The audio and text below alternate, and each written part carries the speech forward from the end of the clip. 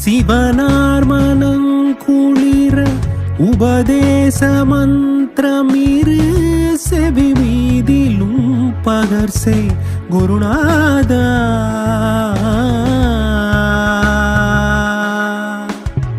சிவனார் மனங்குளிர உபதேச மந்திரமிரு செவி மீதிலும் பகர்சே குருநாதா.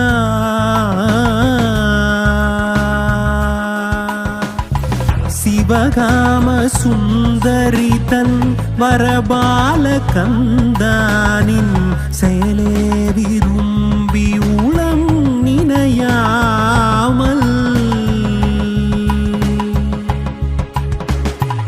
அவமாயை கொண்டுலகில் விருதா அலைந்துழலும் அடியேனை அஞ்சல்